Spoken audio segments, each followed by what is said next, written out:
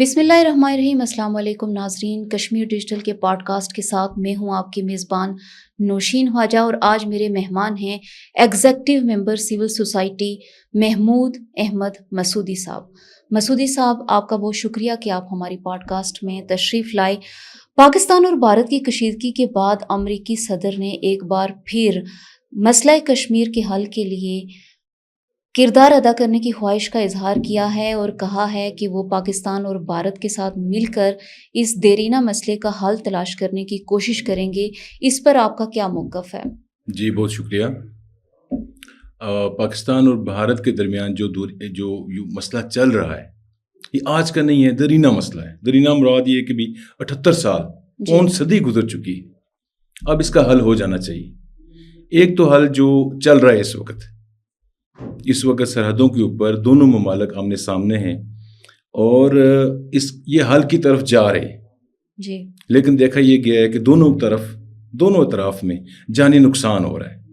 اس وقت جو بڑے ممالک ہیں ان میں جو لیڈ کرنے والے ہیں، امریکہ اس وقت سپر پاور ہے، تو اچھی بات ہے اگر وہ سامنے آئے ہیں، انہوں نے ثالثی کی پیشکش کی ہے، تو یہ دونوں ملکوں کو قابل قبول ہونا چاہیے۔ لیکن باوجود اس کے کہ پاکستان ایک چھوٹا ملک ہے، ہندوستان کے مقابلے میں رقبے کے حساب سے یہ تسلیم کرنا چاہیے، آبادی کے لحاظ سے ہم ایک کم تعداد میں ہیں، اس کے باوجود ہم ایک آزاد ملک ہیں۔ آزاد ملک ہونے کے ناطے، ذمہ دار شہری ہونے کے ناطے ہم یہ کہنا چاہتے ہیں، اور ہماری یہ خواہش ہے اور ہمارے بڑوں کی یہ خواہش ہے، اور ہم ایسے ہی کریں گے کہ اگر تو یہ تصفیہ، یہ ثالثی برابری کی بنیاد پہ ہے پھر تو قابل قبول ہے۔ ٹھیک، اور یہ اچھی بات ہے، دنیا کے جتنے بھی مسائل ہیں وہ ثالثیوں کے ذریعے سے ٹیبل پہ حل ہوتے ہیں، اور اس کو بھی ٹیبل پہ حل ہونا چاہیے۔ ایک جملہ میں اس میں ضرور کہوں گا، ثالثی پہلے بھی کئی مرتبہ ہو چکی۔ دیکھیں ہمارا مسئلہ اقوام متحدہ کے ٹیبل پہ موجود ہے اور وہاں پہ اس کے حل موجود ہیں، تصفیہ ہو چکا ہے، صرف عمل درآمد باقی ہے۔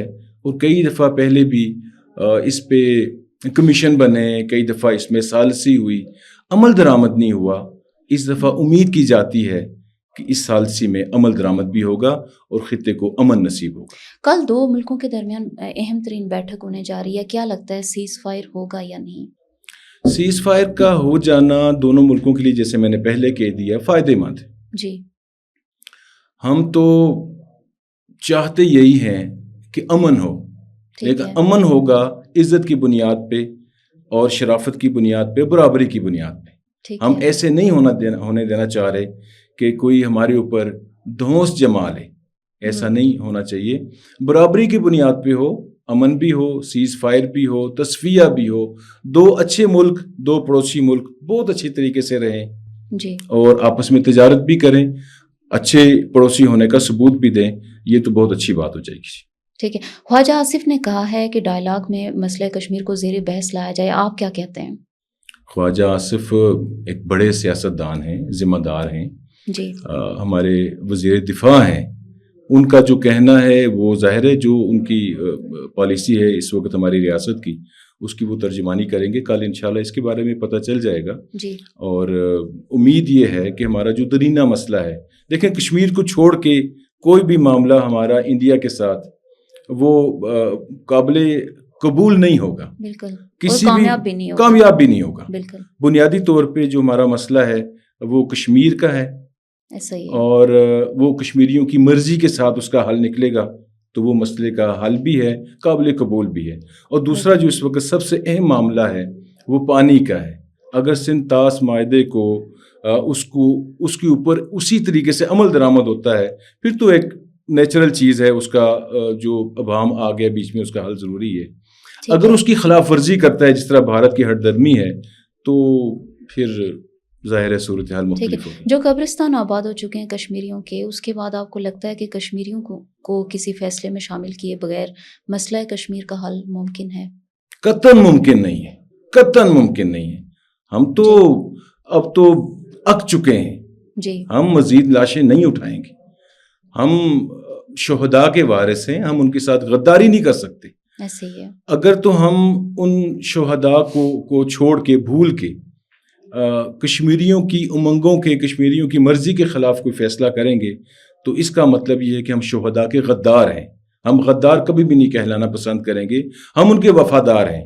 ہم ہر وہ فیصلہ کریں گے جس کے لیے ہماری ماؤں کی چادریں اتری ہیں، ہماری بہنوں کی عزتیں لٹی ہیں، ہمارے بھائی شہید ہوئے ہیں. آپ کو پتہ ہے ایک نسل ہے کشمیر کے اندر جو اس وقت بن ماں باپ کے وہ پروان چڑھی ہے، کسی کا ماں نہیں ہے، کسی کے باپ نہیں ہے. وہ ان محرومیوں کے ساتھ جو بڑے ہوئے ہیں، ہم ان کے ساتھ غداری نہیں کر سکتے. ابھی یہ جو آئی ہے سنا تو یہ ہے کہ یہ چائے بنانے کی ماہر ہے، ٹھیک ہے، تو اس کو تو چائے بنانے کے لیے رکھ لینا چاہیے. باقی یہ دو ملکوں کے درمیان کی چیزیں ہیں. ظاہر ہے اگر ان کو دو ملکوں کے درمیان کوئی بات، کوئی ڈیل ہوتی ہے تو وہ کچھ لو کچھ دو کی بنیاد پہ ہوگی. وہاں پہ بھی جو قیدی ہیں وہ ان کی بھی رہائی کا مطالبہ لازماً ہونا چاہیے. ٹھیک ہے، اور یہ انشاءاللہ بڑوں کی باتیں ہیں، یہ اسی حساب سے. ٹھیک ہے. اگر سیز فائر نہیں ہوتا تو کیا دیکھتے ہیں حالات کس طرف جائیں گے؟ ہاں یہ بات اب آپ نے کر دی ہے، وہ سوال ہے جو میں سننا بھی چاہ رہا ہوں اور جس پہ کچھ کہنا بھی چاہ رہا ہوں. دیکھیں ہندوستان کو جو فخر تھا، غرور تھا، تکبر تھا، اور جو اتنی اچھل کود مچا رکھی تھی ہندوستان نے، وہ تھی اس کے دفاعی نظام کے اوپر.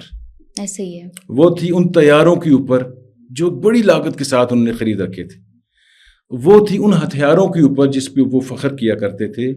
4 دنوں میں ہمارے شاہینوں نے ان کا غرور ان کے ہتھیاروں سمیت مٹی میں ملا دیا، غرور کو دھول چٹوا دی ہے، ناک رگڑوا دیا ہے. اب اس کے بعد اگر بھارت سیز فائر نہیں کرتا پھر تو شکریہ ادا کرتے ہیں ہم ہندوستان کا کہ اس نے ہمیں ایک بھولا ہوا سبق یاد کروا دلا دیا. بالکل، وہ قوت ایمانی جو کہ مسلمان کے پاس ہے، ایمانی جو ہمارے پاس ہے، لیکن وہ ذرا سی دب گئی تھی، اس کے اوپر دھول مٹی آ گئی تھی. وہ جذبہ جہاد جس بنیاد پہ ہماری آرمی سٹینڈ کرتی ہے، بالکل جدید ترین اسلحہ بھی اس کے آگے، جدید ترین اسلحے کے ساتھ ایمان، تقوی اور جہاد کی بنیاد پہ ہماری آرمی کی ٹریننگ ہوتی ہے. ٹھیک ہے. اور ہمارا ہر سپاہی اس کی ٹریننگ میں شامل ہے. ہمارا ایک ہی دشمن ہے دنیا میں، وہ ہندوستان ہے. اگر ہندوستان سیز فائر نہیں کرتا پھر تو ہم اس کا شکریہ ادا کرتے ہیں. اس کی وجہ سے، اس سیز فائر نہ کرنے کی وجہ سے ہمارے سارے اختلافات ختم ہوئے.